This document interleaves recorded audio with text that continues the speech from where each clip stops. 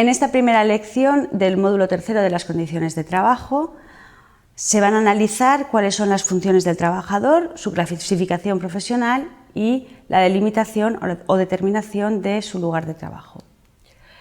La delimitación de las funciones del trabajador es uno de los elementos esenciales del contrato de trabajo. De hecho, el trabajador queda comprometido a realizar unas funciones a cambio de recibir una retribución. La delimitación, por lo tanto, de la prestación laboral, de aquello a que queda obligado a realizar el trabajador, le supone la asignación de las funciones que va a realizar, pero también le inserta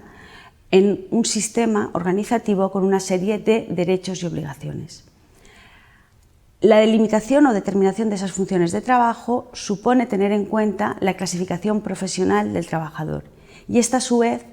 se subdivide en un sistema objetivo de clasificación y el acto de clasificación propiamente dicho. El acto de clasificación profesional del trabajador, es decir, la asignación de esas funciones, le supone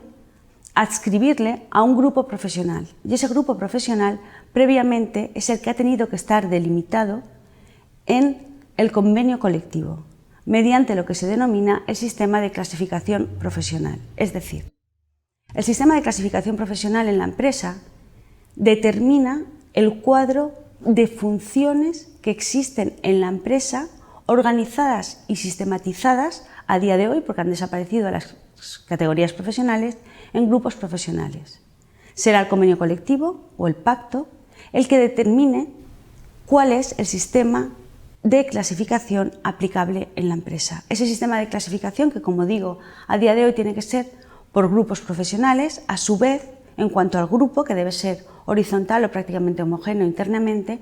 puede estar conformado únicamente por grupos que detallan funciones y ya está, por grupos que a su vez o áreas funcionales, pero en definitiva son el cuadro de funciones organizado y sistematizado,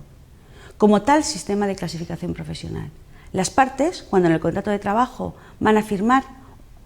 la realización de una prestación laboral a cambio de una retribución, normalmente remiten esa prestación laboral al sistema de clasificación profesional, a los grupos profesionales que ya están pactados por convenios colectivos.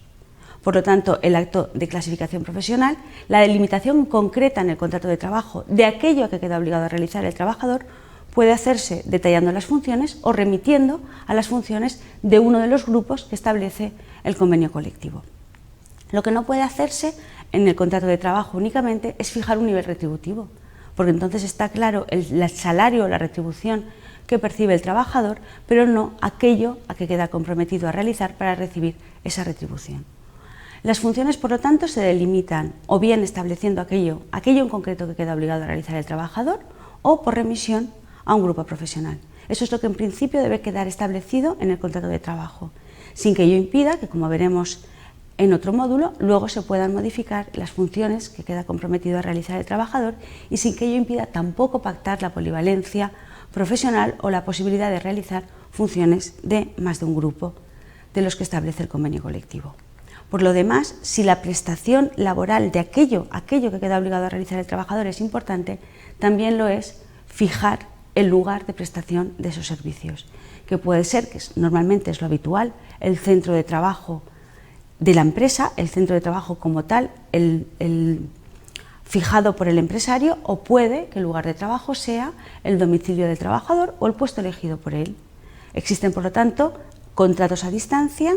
que permiten que la prestación laboral se desarrolle o bien en el domicilio del propio trabajador o bien en un lugar que él ha decidido. Pero en cualquier caso, tanto las funciones como el lugar de trabajo tienen que quedar establecidas en el contrato de trabajo. Y si a medida, porque la relación laboral es dinámica y de trato sucesivo, si a medida que avanza la relación laboral cambian, el empresario está obligado a comunicar, cuando la relación laboral tiene más de 4 semanas, está obligado a comunicarles por escrito el cambio tanto de esas funciones como también el cambio de ese lugar de trabajo, sin perjuicio además de cuando esos cambios de funciones supongan un plus que exigirá el artículo 41, como se verá en el módulo siguiente,